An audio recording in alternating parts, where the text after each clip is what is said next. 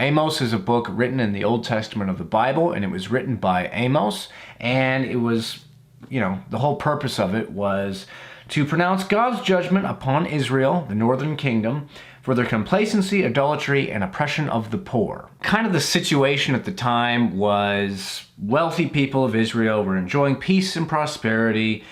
They were quite complacent and were oppressing the poor, even selling them into slavery, bad stuff, yada, yada, yada. Soon, however, Israel would be conquered by Assyria, and the rich would themselves become slaves. And so basically, Amos is much like Joel and much like Hosea before it, in that it is telling the story of, the nation of Israel being a wayward people, a rebellious people that would be punished and one day be restored, or at least part of a remnant of the Israelites would be restored one day. And so, it's, again, Amos is just a book driving home the point of much of the Old Testament, which is that,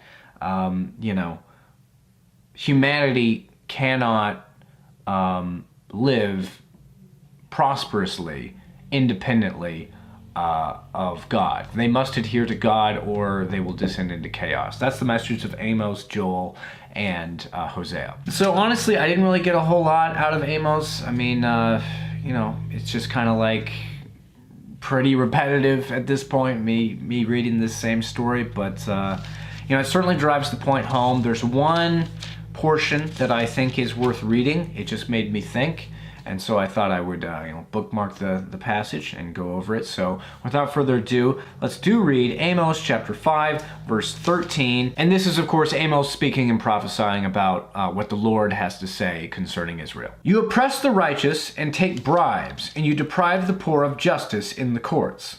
Therefore the prudent man keeps quiet in such times, for the times are evil. This passage just gave me pause because I do think about my own current times and, at least this is in 2021 whenever I'm recording this.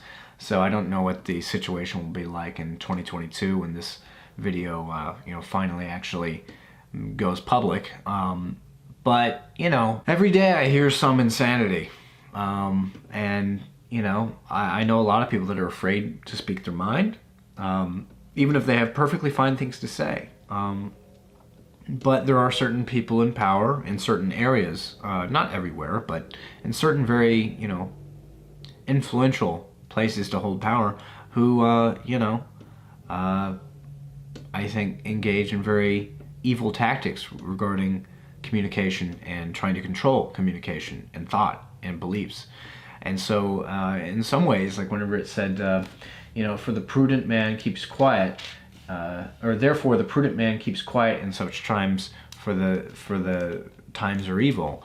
That kind of resonated with me, because I sometimes keep quiet whenever I know I should say something, but I'm afraid of somebody going haywire on me, or whatever.